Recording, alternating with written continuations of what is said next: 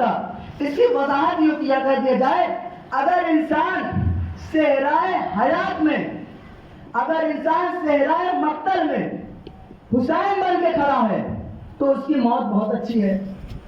اگر انسان محل نبی ہے اور یزید بن کے زندگی گزار رہا ہے اس کی زندگی بہت بری ہے.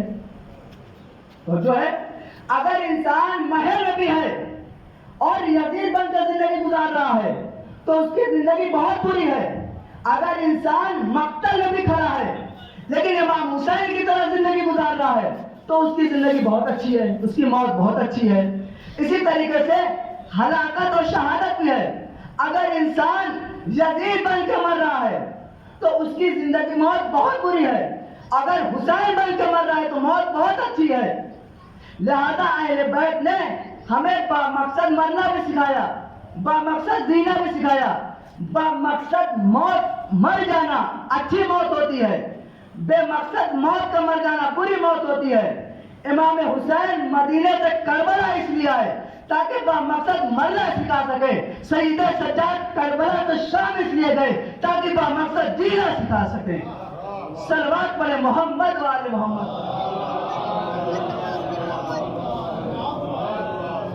تو عزیزان محترم، ہماری جو زندگی ہے اگر یہ مشن کے تحت نہیں ہے تو یہ زندگی اچھی نہیں ہے. ہمیں اچھی زندگی گزارنے کے لیے اپنی نگاہوں کے سامنے ایک مشن رکھنا پڑے گا، اور عظیم ترین مشن حسین ابن علی سے جیسا کون دے سکتا ہے. وہ مشن کیا ہے؟ کہ یہ کربلا ایک تحریک حسینی ہے، کربلا ایک عاشورائی تحریک ہے جس میں ہر وقت کے حسین، وقت کے حور، وقت کے زہرتین، وقت کے عباس اور وقت کے حسین کو شامل ہونا چاہیے. اور تقاضا کرتی ہے تحریک، تقاضا کرتی ہے کہ میں شامل ہوں. جب سب لوگ شامل ہو جائیں گے تب اس عزا کا حقیقی بارش ظہور کرے گا. اب ایک گفتگو جو آپ کے سامنے ضروری بیان کرنا چاہتا ہوں، ایک صلوات پڑھے محمد والے محمد پر.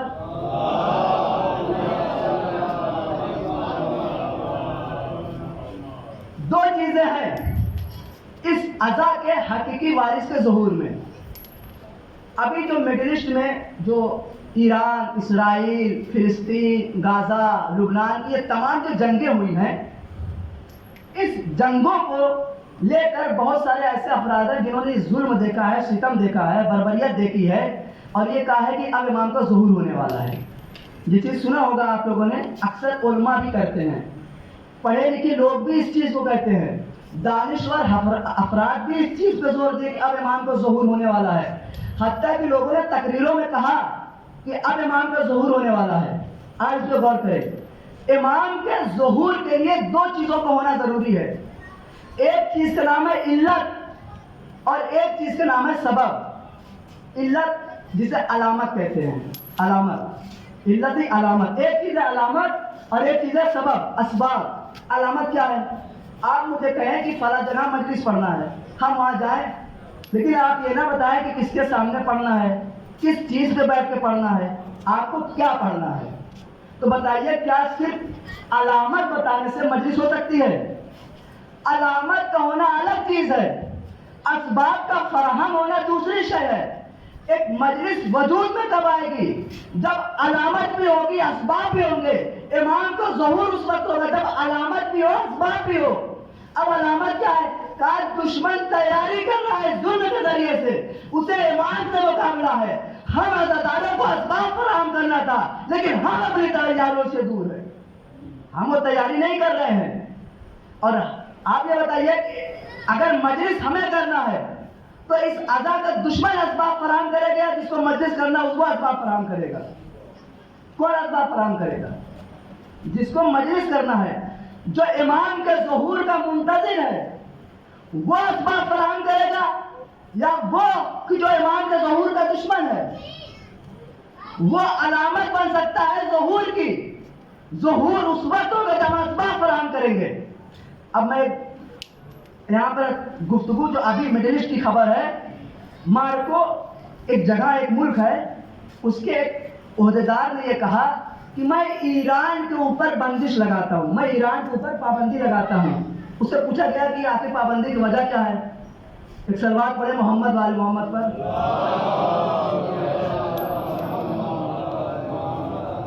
بلند ترین صلوات پڑھیں محمد والے محمد پر۔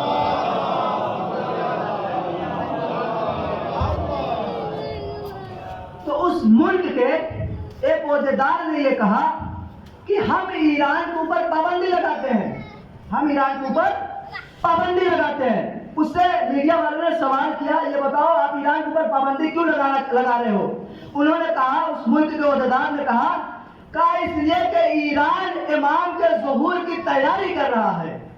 آپ نے غور نہیں کیا، دشمن یہ سمجھ رہا ہے کہ جو ملک مہدی کے ظہور کی تیاری کرے اس پر پابندی لگا دو۔ آپ نے غور نہیں کیا، دشمن وہ تمام چیزیں کر رہا ہے جس سے ظہور امام نہ ہو۔ ہم نے کیا کیا؟ یہ سوچنے کی ضرورت ہے، ہم امام کے ظہور کے لیے کتنا اسباب فراہم کیے؟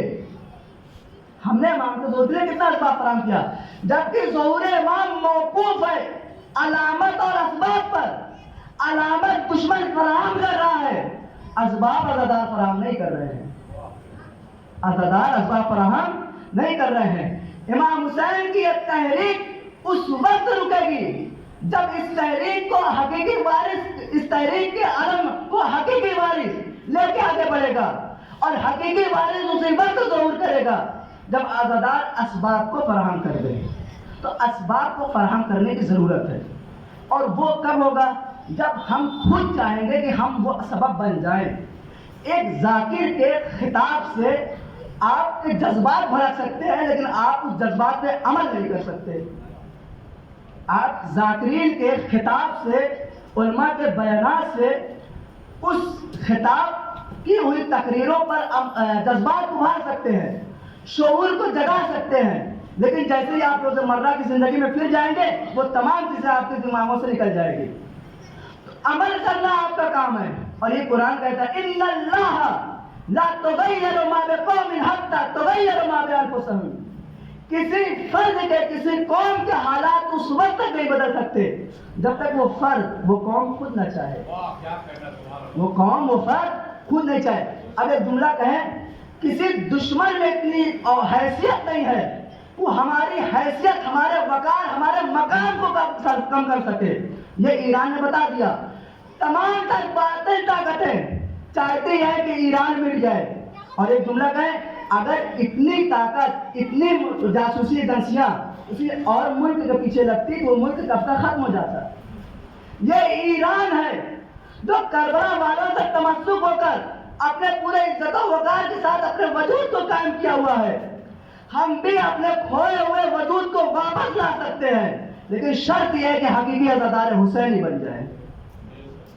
ایک اور صلوات پڑھیں محمد والے محمد۔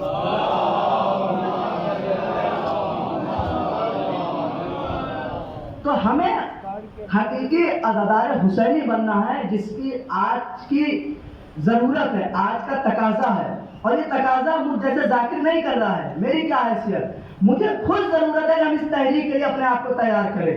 یہ تقاضا کر رہا ہے وہ بھائی جس نے عباس جیسے بھائی کا بازو دیا ہے۔ میں مسائل ابھی نہیں پڑھ رہا ہوں۔ اس تحریک پر وہ آپ کو بلا رہا ہے جس نے کربلا میں عظیم سے عظیم قربانیاں دی ہے۔ آج بھی ہر من نازل سننا کی صدایں ہیں، لیکن ہم کتنا عمل کرنا چاہتے ہیں یہ آپ کی ضرورت ہے سوچنے کی۔ اس تحریک میں شامل ہونا چاہیے اس چیز کو سمجھتے ہوئے۔ یہ کربلا جو وجود میں آئی ہے یہ یوں ہی نہیں آئی، اس میں سازشیں کی گئی ہے۔ یہ کوئی معمولی شے نہیں ہے، یہ ذکر، یہ تبرک، یہ عام چیز نہیں ہے کہ ہم اہتمام کریں اور 10-20 منٹ 25 منٹ بیٹھیں اور بیٹھنے کے بعد ایک رسم شبیری ادا کریں اور چلے جائیں، بلکہ یہ ایک ایسی عظیم نعمت ہے جسے معصوم ذہنوں نے اپنے لہو سے وجود میں لے کر آئے ہیں، اپنے وجود سے۔ آپ دیکھیں اللہ نے جناب عیسیٰ کو توریت دیا، وہ توریت آج اگر توریت کے 17ویں باب میں دیکھیں تو عیسائیوں نے تحریف کیا، توریت میں تحریف کیا۔ 17ویں باب میں یہ چیز جا کے آپ پڑھ سکتے ہیں۔ تحریف کیا کیا؟ کہ عیسائیوں نے یہ تحریف کیا کہ معاذ اللہ نعوذ باللہ معصوم انسانوں کی طرح بھی کوئی کام نہیں کرتا، کوئی ایسی بھول بھی نہیں کرتا کہ جا کے وہ گناہ کرے، لیکن عیسائیوں نے یہ لکھ دیا کہ جناب عیسیٰ معاذ اللہ نعوذ باللہ ایک بدکار خاتون سے اپنے سر پر تیل لگوا رہے تھے. یہ کیا ہوا؟ یہ ایک امت نے اللہ کی نازل کی ہوئی کتاب میں تحریف کر دیا. جناب موسیٰ انجیل لے کر آئے، امت کے حوالے کیا، امت نے اس چیز کو تحریف کر دیا، اس چیز میں اختلاف. اب نہ وہ توریت ہے امت کے پاس، نہ وہ موسیٰ کی شریعت ہے، نہ وہ عیسیٰ کی شریعت ہے. ان سب چیزوں میں تحریف ہو چکی ہے. امام حسین کے دور میں یزید چاہتا یہ تھا کہ دین محمد تو ہو، دین محمد تو ہو، لیکن شریعت محمدی نہ ہو، یعنی اسلام